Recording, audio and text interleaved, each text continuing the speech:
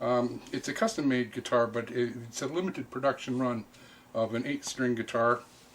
And it was originally set up for primarily a rock guitar setup. I've been working on adjusting it to my purposes, which is primarily aimed at jazz. And what I've done is I've taken the standard range of a guitar range of pitches, and I've compressed the pitches so that they're tighter together, as opposed to a closed kind of harmony instead of an open form of harmony.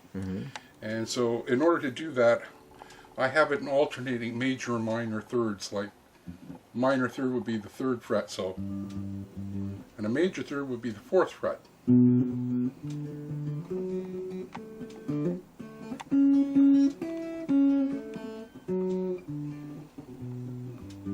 So there's alternating minor third, major third, minor third, major third, minor third, major third, minor third. So if you were to find out what the notes actually are, is E, G, B, D, F sharp, A, C sharp, E. Now if you were to have the 12th fret, of course it's the same note names. You went down 2 frets here, you would actually have no sharps and no flats. It would start on D and would go D, F, A, C, and then the top part would be E, G, B, D. No sharps, no flats, every note would be there. And of course, note-wise, what you have is the 1st note, the 3rd note, the 5th note, the 7th note, the 9th note, the 11th note, the 13th note, and the 15th note. So there you are. It sounds like this. Very jazzy sort of sound. Now, of course, you can play, you don't have to play every note on it. You can take smaller clusters and groups. For example, if I play the first 4 strings and then skipped one, then you end up with something that sounds like this. Now that's an 11th chord. It has the root, the 7th, the dominant, the root, the 5th, the dominant 7th, the 9th, and the 11th note.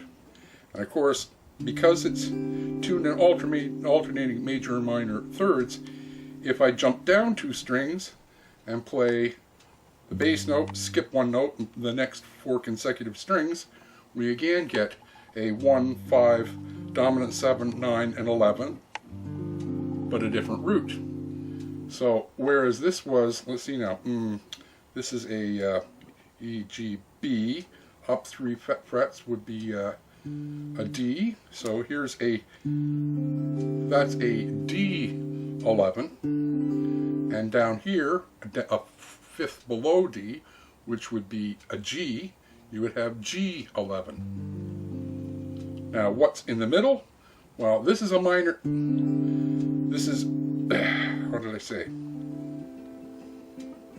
This is like A minor 7 over a D, or a minor 7 over 11. And the bottom one would be D minor 7 over an 11, or D minor 7 over G bass. In the middle though, because of the differential in tuning, it ends up sounding like this. And that, of course, instead of being a minor 7 over 11, it's a major 7 over 11. So it's got an entirely different characteristic. So what you can do is you can play these really neat jazzy kind of sounds quite easily just by using a single finger. And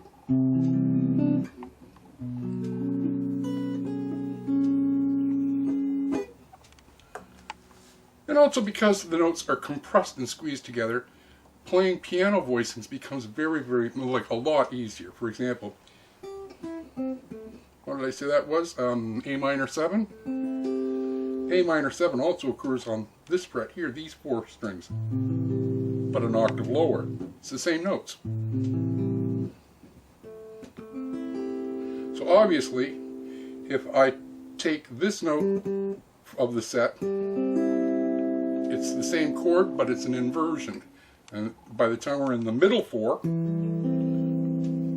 and then of course the next one would be like this, and then finally, so actually there's minor, 7 root position. And when you go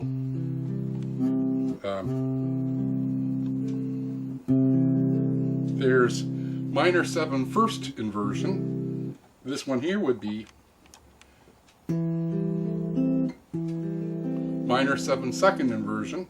And then finally, that would be a minor 7 third inversion. And then of course the next one will be once again minor 7 root position, but up an octave. So there you go. There's ways of figuring all of these things out.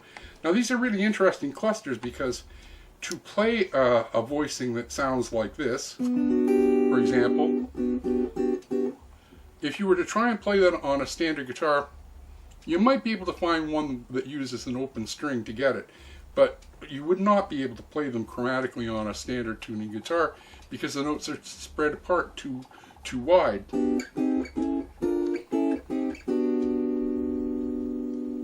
So these voicings are much more like piano voicings where the notes are squeezed together. So what we get here with this kind of tuning is we get something that sounds like a guitar, but the voicings are like a piano. So I guess that's, in short, the gist of the idea. Now, it's kind of interesting. In this arrangement, something really simple like do, re, mi, fa, sol, la, ti, do, it actually ends up being like a very simple walking run. Like, let's see now. There's an E, there's a G, there's an A. Okay. Do, re, mi, fa, sol, la, ti, do. Well, you can not only play single notes, you can also play them as thirds.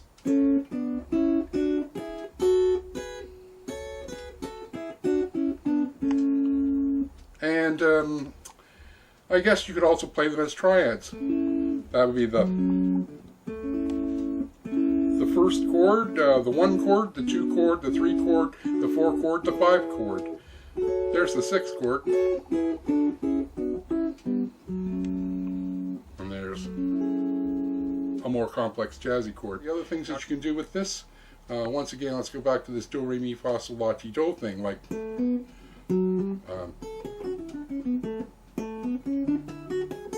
well, you can play the notes in between so that you're getting chromatic tones for passing.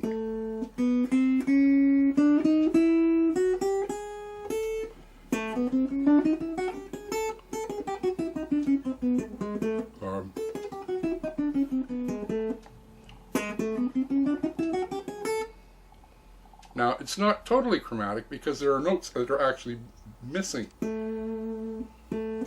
That note isn't in. So there's, skips a note to there, then it's a semitone and a semitone, and another semitone, semitone, semitone, then it skips, another semitone, semitone, and then you're a semitone there. So that's chromatic. Skips a tone. That's chromatic.